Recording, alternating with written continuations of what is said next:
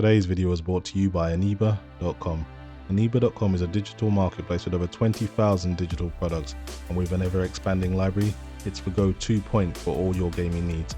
Aniba will bring you the hottest deals on titles, new or old, and with an excellent Trustpilot score, you can buy with confidence. So whether you play on Nintendo, PlayStation, Xbox or PC, there's sure to be something that suits your needs.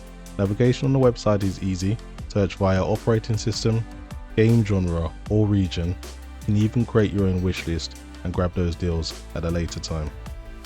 Aniba are here to help with activation issues, payment, product delivery and any other issues should the need arise with their 24/7 live support. So save some money and grab a great deal with Aniba.com. Welcome back to the channel, guys. Today I'll be playing some Avatar Frontiers of Pandora. An amazing graphical feast. What an amazing looking game. I didn't expect something so good to come at the end of 2023, so it kind of came as a shock to a lot of people, myself included. The game, story-wise, can be a little bit lackluster at times, and some of the side missions can be pretty tedious. There's a lot of repetitiveness in typical Ubisoft fashion, but other than that, the game has so much going for it, so don't let that turn you off. Just want to quickly go through the in-game settings. So playing at a resolution of 3840 by 2160 at 120 Hz. Actually playing at native this time, so not using any DLSS or FSR, just using TAA. So as you can see, no frame generation, no scaling quality or scaling mode, all of that stuff is off. VSync and frame limit off, just to see what my hardware is capable of. In terms of graphics, the only thing I've turned off is motion blur, just a personal choice for me. The game does have ray tracing features as well. The reflections is one of them, shadows, and I think ambient occlusion. You can turn these off if your hardware doesn't support it, but of course RTX 4090 can handle that. And under the gameplay tab you have the field of view tab, which I have at 90. So that is pretty much it for the in-game settings. Now I loved Avatar, the original. The second one was pretty good as well. And they've stayed true to the lore pretty much. They haven't deviated too far out of what we've seen in the films in terms of the creatures of Pandora, how the game looks, the Na'vi. You haven't seen anything really that strays away from what the movie kind of comes with. So I think we'll get some more material from Avatar. This probably won't be the only game, and I think they've done a great job for the first Avatar game of the franchise. I think it is. I don't remember seeing any other Avatar games around. I hate these little guys, they're so aggressive. And they're tough as well. Even a shotgun is ineffective unless you hit their weak spot. They're pretty hard to kill.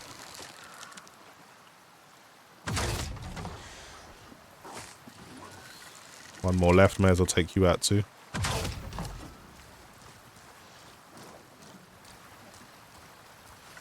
Okay, we've got some enemies now. Didn't even see you guys coming in.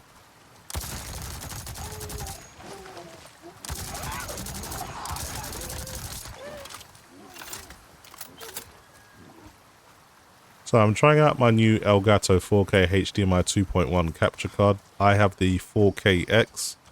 Now the reason I've got the X rather than the Pro, because the Pro, the internal one, for some reason can't do 4K 120 Hz and above in terms of capture, but it can do pass-through up to 8K. So it's not exactly what I'm looking for.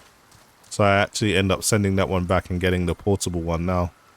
The portable one works really well actually, and I'm surprised at just how good it works in terms of the pass-through. So usually when you connect a capture card, Windows will see your Elgato as like a separate display, but when you connect it to with this card, it doesn't even show up as a second monitor. So when I connect my Samsung S9 5B from my RTX 4090, it doesn't appear as it's passing through anything, and that way even when you turn off your capture PC, there's still enough power from the USB-C Gen 3.2 to power the device enough for you to keep your signal going. So you don't need to keep both your gaming PC and capture PC on just to get signal, which is very convenient. That's something the PCI Express internal card could never do. So yeah, I think all in all, this is the better device. The probably V-based capture card on the market at the moment. I'm just going to call my flying mount. Let's start doing a little bit of exploring. Personally, I don't think this part of the game is the most demanding. If you go to the upper plains, when there's so much more moving flora and vegetation, I think that's when things become more demanding. Okay, we got some RDA here. You guys came out of nowhere.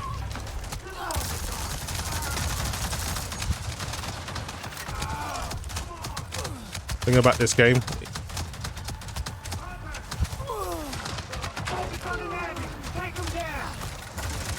and these guys caught me off guard. I was not ready for this attack. Thing about this game, even though you can deal a lot of damage, it's still pretty easy to die.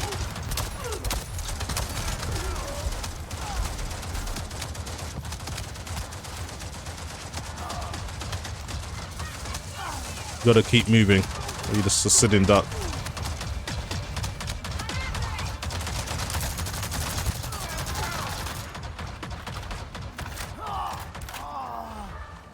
Okay, I gotta get to cover. And these guys are not playing. The last one doesn't really know where I am, so I can pretty much take it out with an arrow.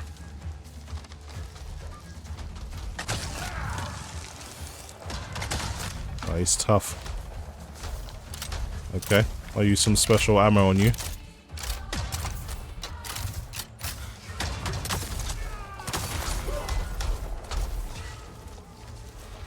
I'll give it to you guys. You got the drop on me this time. I wasn't ready for this.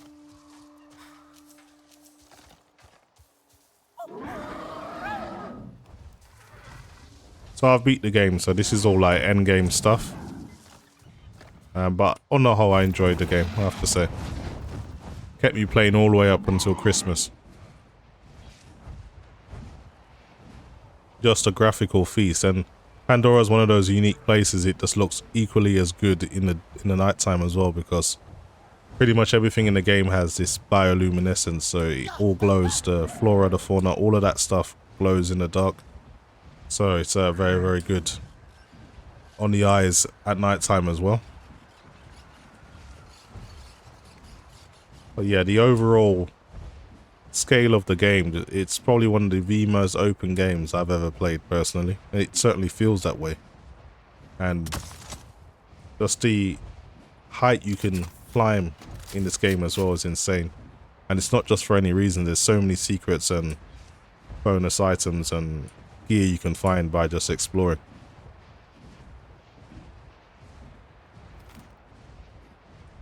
Okay, let me feed my Ecron. You do need to feed your mount. It does have stamina.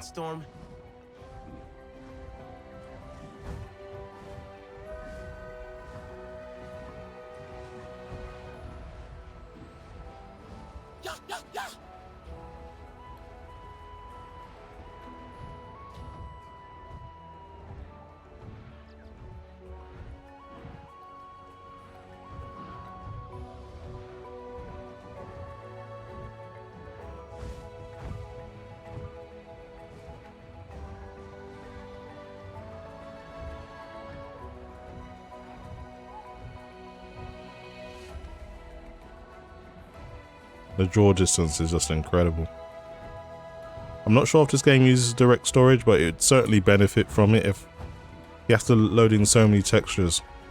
Because you can travel pretty quick. When you start moving extremely fast, you can be prone to a bit of popping. So if you look in the distance, some of the textures look really, really muddy because they'll only really load in when you get to a certain proximity. But maybe having technologies that can help with streaming would benefit.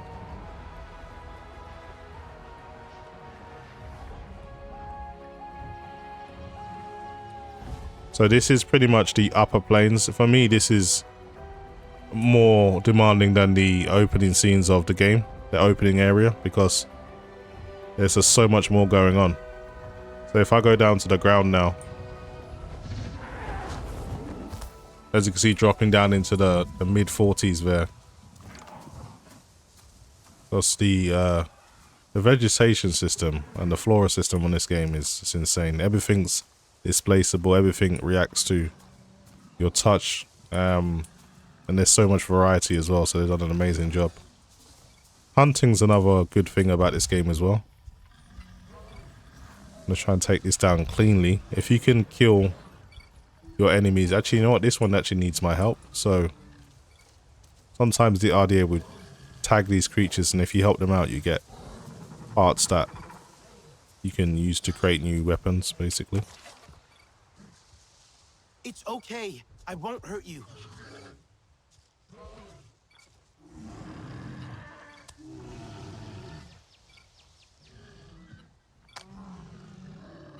That's better, isn't it?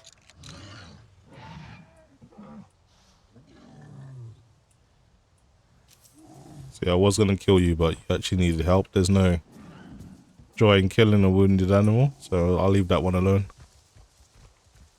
But yeah, just look at that draw distance, man. It's insane.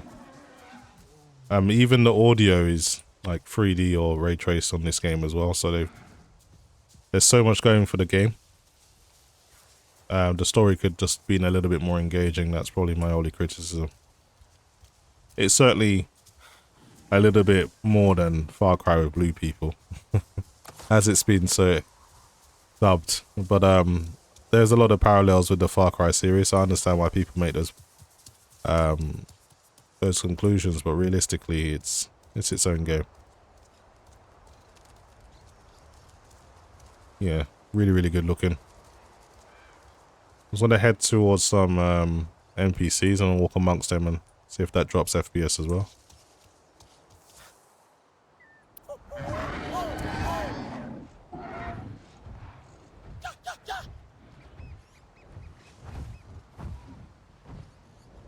But yeah, the RTX 4090 doing surprisingly well for native performance anyway. Oh man, where the hell did you guys come from? Everything seems to want to creep up on me today.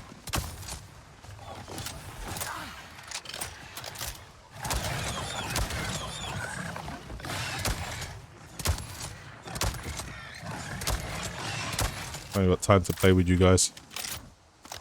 One more. Well, there's two more actually.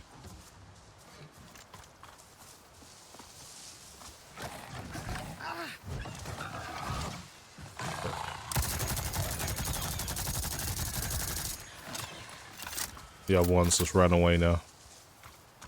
Okay, coast is clear.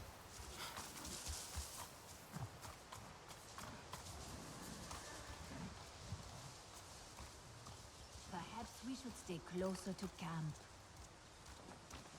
Yeah, might be a good idea.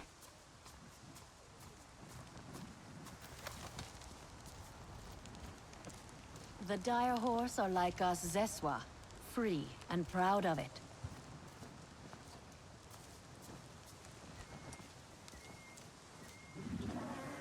Even being amongst NPCs, the CPU load is still very, very low.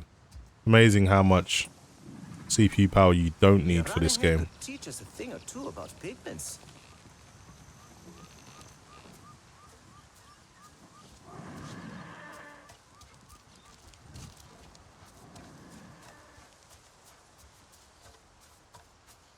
Okay, let's move on. But yeah, you definitely can't hold a 60 FPS experience at native 4K, but at the same time, it's still very, very playable.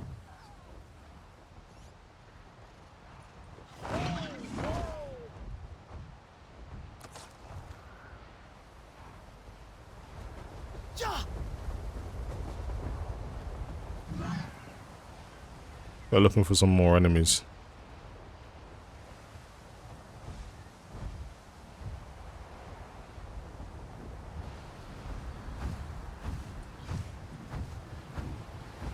Some strong winds here, making it hard to travel.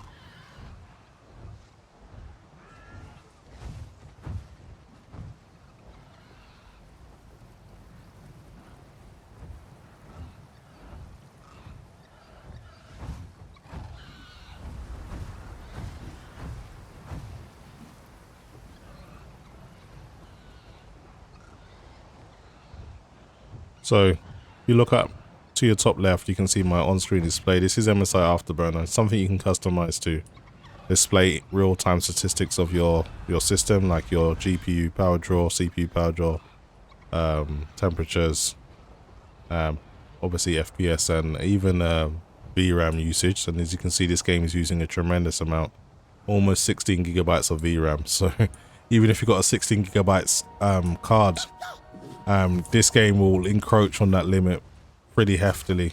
So having that 24 gigabyte buffer doesn't look so stupid anymore. I remember when the 3090 first came out, it looked a bit excessive, but trust me, it's not so excessive anymore. So this is an old base from the RD. I don't know what they were doing here, but there's no one here anymore. Sometimes you'll find enemies nearby, but I've pretty much cleared this game out now. But yeah, I don't want to spend too much time. Just wanted to give you guys a quick look at Avatar Frontiers of Pandora. And the person who requested this video, hopefully this is giving you the answers that you're looking for and what to expect. That is pretty much it for me, guys. Hopefully you've enjoyed the video. And as always, thanks for watching.